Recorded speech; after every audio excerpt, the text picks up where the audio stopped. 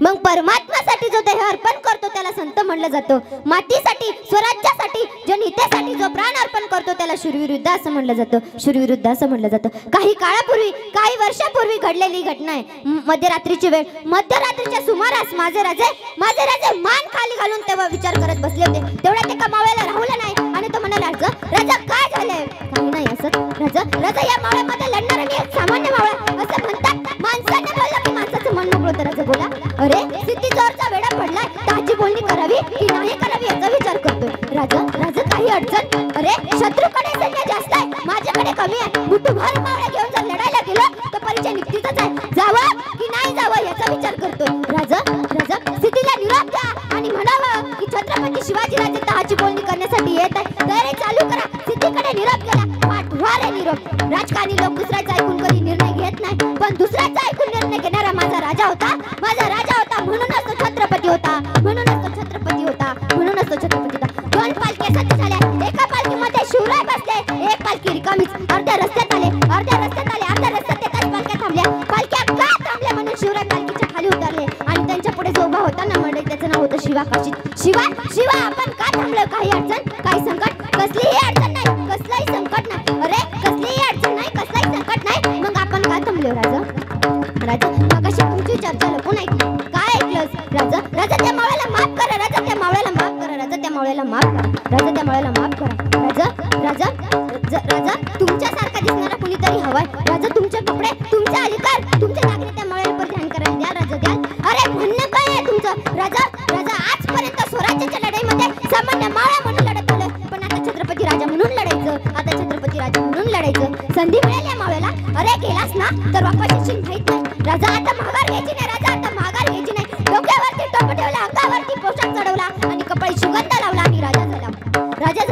जरा बघा माझ्याकडे. राजा जरा बघा, दिसतोय ना मी राजा? मला कोणी ओळखणार तर नाही ना की हा बरूपी आहे राजा? नाही. राजा जरा बघा माझ्याकडे. राजाने आपली मान करून वर बघितलं. राजासमोर राजाचंच प्रतिबिंब होतं. माऊली राजाचंच प्रतिबिंब होतं. कपाळी शिवा, गळ्यात कवळ्याची माळ, हातामध्ये संसार दुधारी तलवार बनावं आणि मुखामध्ये जगदंब. एखाद्याने आपल्या पायातले वाण काढून ठेवले ना तर त्याला समर्पित करणं म्हणतात. राजा तुमच्या जोड्या देव घरात ठेवून रोज त्याची पूजा करावी. रोज त्याची पूजा करा. राजा तुमच्या जोड्या घालणं माझी योग्यता नाही. योग्यता नाही. अरे पूजा तर माझ्या हातात, काय फरक राहिला? अरे घाल. त्या मावळ्याने ते जोडी परिधान केले आणि राजासमोर हात जोडले. राजा त्याच्या लढाईसाठी चाललोय. तिकडे काही बरं वाईट झालं ना, पाठीवर लढा ओळखतो. राजा हातामध्ये संसार तलवार घेतो ना राजा, तेव्हा माझी बायको मला ओळायला येते. मला ओळायला येते. हातामध्ये ताट, गंध, अक्षता, निरंजन, तोंडामध्ये टाकण्यासाठी काहीतरी गोड. ती मला ओळखते राजा, ती मला ओळखते आणि तिला माहित आहे माझं धनी जिकडे चाललंय ना तिकडे रक्ताच्या नद्या वाहतात. माझं धनी जिकडे चाललंय ना तिकडे रक्ताच्या नद्या वाहतात. शेवटचं बघून घ्या माझ्या धन्याला, शेवटचं बघून घ्या माझ्या कुकवाला. ती राजा ती मला शेवटचं बघते. राजा ती मला शेवटचं बघते. स्वराज्याची शपथ पूर्ण करायला चाललात? होय. रणगडांवर चाललात? होय. लढायला चाललात? अगं होय. माझी एक इच्छा पूर्ण कराल. कोणती? हो, कापल्या जाणारे काय बंद, आमच्या आईबाईंना टाकल्या जाणारे हात, आमच्या आईबाईंची भर चौकात लुटली जाणारी इज्जत, आमच्या आईबाईंची भर चौकात काढून फेकलेले वस्त्र, बाईच्या अंगावर हात टाकणं म्हणजे मर्दाचं लक्षण आहे अशी म्हणणारी माणसाची जात आहे.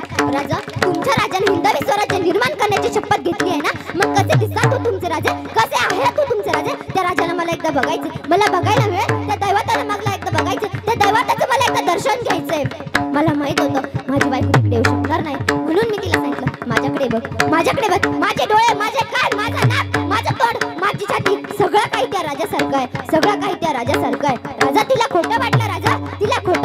त्याच्या लढाईसाठी चाललोय. तिकडे काही बरं वाईट झालं ना, मला पालखीमध्ये आणलं ना, तेव्हा माझं वेश परिधान करून माझ्या परिवाराला एकदा दर्शन द्या राजा. माझ्या परिवाराला एकदा दर्शन द्या. अरे बस, मला माहिती तू येशील. तुझी सारखी या मावळ्याला मातीला गरज आहे, या राजाला गरज आहे. तुला तर म्हणताय जाऊ नको. राजा आता माघार घ्यायची नाही. ही संधी मिळाली आहे, ही संधी पुन्हा मिळणार नाही. राजा मला ही संधी घालवायची नाही. राजासमोर हात जोडले. राजाचा आशीर्वाद घेऊन निघाला. 2 पालख्या सज्ज झाले. एक पालखी गुप्त मार्गाने, एक पालखी राजमार्गाने. पलीकडे निघून जायचं. काळ आले की वेळ थांबत नाही असं म्हणतात. एका शिपाईने त्या पालखीमध्ये बघितलं. पालखी थांबा, पालखी कुणाची आहे? पालखी थांबवली गेली. त्याच्या पेट्या माशिलेचा चेहरा दिसला ना, तो राजाचा होता. अरे पकडा, शिवाजी राजा म्हणून शिवा काशीदला पकडण्यात आलं. सिद्धीजवळच्या पुढे केलं. राजा दिसतात कसं, राजा बोलतात कसं, राजा चालतात कसं. अरे राजाचा रुबाब काय, राजाचा रुबाब काय, राजाचा रुबाब काय. सिद्धी शंका घ्यायची जागाच नव्हती. सगळे राजा म्हणून बघत होते. बोलता बोलता एकदा खाली बसलेल्या माणसाचं लक्ष गेलं. त्याचं नाव काय होतं मंडळी? फाजल खान. फाजल खान कोण? अफजल खानाचा मुलगा. तो म्हणाला आपल्यासोबत काहीतरी धगा होतोय, आपल्यासोबत काहीतरी फसवणूक होतीये. मी राजाला जवळून बघितलंय. हा राजा नाही, हा कोणीतरी बहुरूपीच आहे, हा कोणीतरी बहुरूपीच. मग शोधायचं कसं? मग विचार करता करता करता प्रतापगडच्या राणे संग्रामवर अफजल खानाचा खोताळा फाडला. अफजल खानाचा खोताळा फाडताच धगा असा आवाज सय्यद बंडल पळत आला. सह्याद बंडलाने माझ्या राजांवर हल्ला केला. नकळत तो माझ्या राजाच्या मस्तकी लावून गेला, माझ्या राजाच्या मस्तकी लावून गेला. म्हणून म्हणतात होता जीवा म्हणून वाचला शिवा, म्हणून वाचला शिवा, म्हणून वाचला शिवा. मग ते वार, ते जखम, ते अजूनही कुठेतरी असतील. मग कळेल हा बहुरूपी आहे की राजा, मग कळेल हा बहुरूपी आहे की राजा. मग बोलता बोलता माझ्या राजाचं मस्तक पुढं पडलं आणि लगेच फाजल खान ओरडला, जे मार डालो जिंदा रखने का नाही. मग तेवढ्यात सिद्धी म्हणाली, अरे शिवा तुला सोडलं जाईल, पण तुझ्या राजाचा वर्ग आम्हाला सांग. तुझा राजा कुणीकडे गेलाय आम्हाला सांग.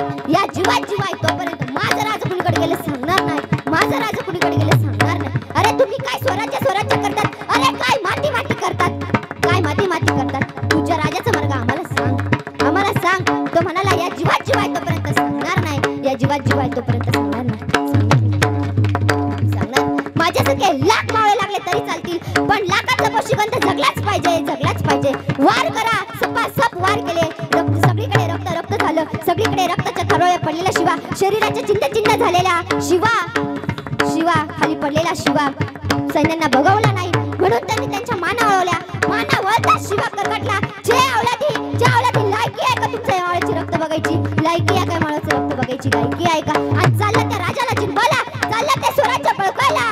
आमच्यासारखे लाख मावळे मेले तरी चालतील, पण ते स्वराज्य तुमच्या हाती कधीच लागू देणार नाही, कधीच नाही, कधीच नाही, कधीच नाही. अरे एवढं स्वराज्य निर्माण करण्यासाठी प्रत्येक मावळ्याने आपल्या प्राणीची आहुती दिली आहे, आहुती दिली आहे. मग सह्याद्रीचा सिंह जन्माला आई जिजाऊ पोटी, सह्याद्रीचा सिंह जन्माला आई जिजाऊ पोटी. हर हर महादेव मुंडी गर्जना, गड किल्ल्यांच्या उंचावरी, गड किल्ल्यांच्या उंचावरी, गड किल्ल्यांच्या उंचावरी, गड किल्ल्यांच्या उंचावरी, गड किल्ल्यांच्या उंचावरी. मग तो राजा इथे जन्माला आलाय. मग त्या राजाचा आपण सगळे एकदा मिळून जय जयकार करू. प्रत्येकाने हात वर घ्यायचे. छत्रपती शिवाजी महाराज की जय भवानी. छत्रपती शिवाजी महाराज की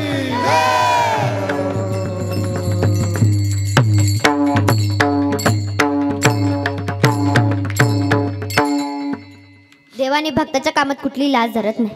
अर्जुनाची घोडी धुण्यास लाज दिली नाही, अर्जुनाची बायको होण्यास लाज धरली नाही, चोकोबा महाराजांच्या बायकोचे बात पण करताना लाज धरली नाही. म्हणून तेच महाराज अभंगाच्या दुसऱ्या चरणात सांगतात, ऐसी आसी शरण जावे, ऐसी आसी शरण जावे, ऐसी आसी शरण जावे, ऐसी आसी शरण जावे, ऐसी आसी शरण जावे, ऐसी आसी शरण जावे, ऐसी आसी शरण जावे, ऐसी आसी शरण जावे. शक्ती जीवे न वंचित, शक्ती जीवे न वंचित, शक्ती जीवे न वंचित, शक्ती जीवे न वंचित. ऐसी आसी शरण जावे, ऐसी आसी शरण जावे, ऐसी आसी शरण जावे, शरण जावे, ऐसी आसी,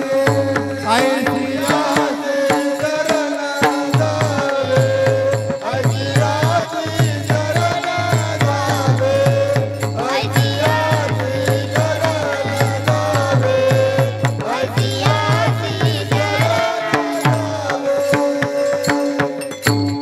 ऐसे अशी शरण जावे, शक्ती जीवे न वंचित. मग त्या पांडुरंग परमात्म्याला शरण जा, कारण तो त्याच्या शक्तीची किंवा त्याच्या जीवाची पर्वा न करता भक्ताचे शब्द खरे करतो. मग एका वेळेस दुर्योधन युद्धाच्या मदतीसाठी द्वारकेला गेला.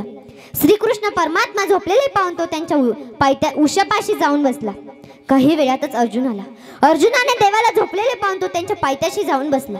काही वेळातच देव उठले आणि म्हणाले, अर्जुना बोल, तुला काय पाहिजे? तेव्हा दुर्योधन म्हणाला, अर्जुनाच्या मी आधी आलोय, अर्जुन माझ्या मागून आलाय. देव म्हणाले, तुम्हाला माझ्या पाठीमागे बसल्यामुळे दिसला नाही, असू दे, बोल, तुला काय पाहिजे? मी पाहिजे की सैन्य पाहिजे? मी पाहिजे असेल तर मी शस्त्र धरणार नाही, युद्ध करणार नाही, नेत्यांच्या फार तर फार 4 गोष्टीचा सल्ला सांगेन, याच्या पलीकडे मी काहीच करणार नाही. दुर्योधनाने विचार केला, देव काहीच करणार नाही, मग उपयोग तरी काय? मग तो म्हणाला, मला सैन्यच द्या. देव म्हणाले, बरं. मग अर्जुनाला विचारले, अर्जुना तुला काय पाहिजे? म्हणून तेच महाराज एका अभंगात सांगतात, तो मज व्हावा, तो मज व्हावा, वेळोवेळी व्हावा पांडुरंग. देवा, मला फक्त तूच पाहिजे, बाकी काही नको.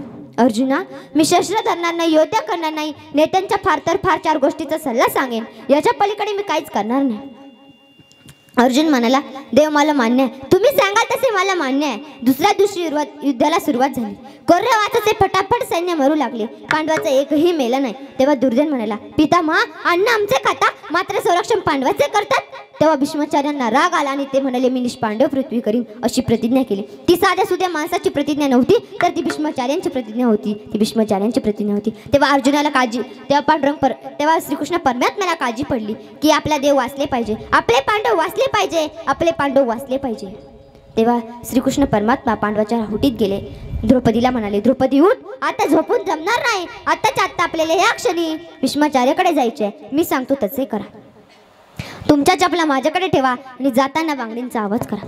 या जगात 3 आवाज जिवंत आहे. कोणते? कोणी सांगू शकेल? मातावाल्यांना झोपल्यात नाही ना? जागे आहे की रे? सांगा. बरं, जाऊ द्या, असू द्या. जगात 3 आवाज जिवंत आहे. पहिला आवाज म्हणजे बांगडी वाजली की माणूस जागा होतो, आणि दुसरा आवाज म्हणजे 1 रुपयाचा ठोकळा वाजला की माणूस जागा होतो, आणि तिसरा आवाज म्हणजे कब्बशी वाजली की माणूस जागा होतो. मग कोणती? चहा प्यायची बरं का. 3. विठाल विडाल विडाल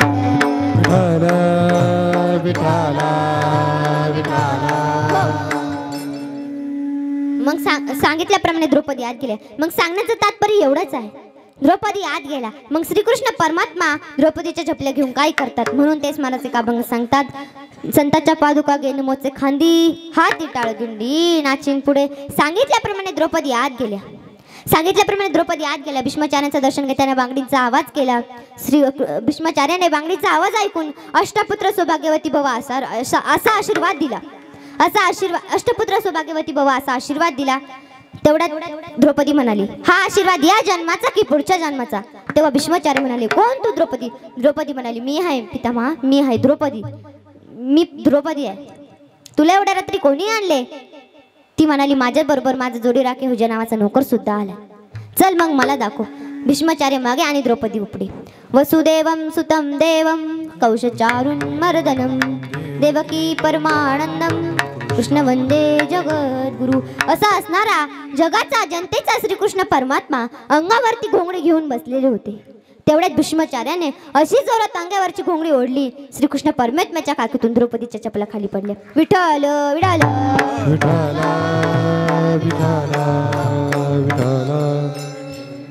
भीष्माचार्य म्हणाले, देवा, तू द्रौपदीच्या चपला वागतोस. माझ्यासारखं हजारो भीष्म तयार झाले तर तू पांडवाचे एकही केस वाकडं होऊ देणार नाही. भीष्माचार्याने आपला रथ अर्जुनाकडे ओढवला. अर्जुनावर तितिक्ष बाण काढला. तेव्हा सर्वांना वाटले की आता मात्र अर्जुन वाचत नाही. तेव्हा श्रीकृष्ण परमात्म्याने रथाच्या खाली उडी मारली आणि सुदर्शन चक्र हातात घेतले.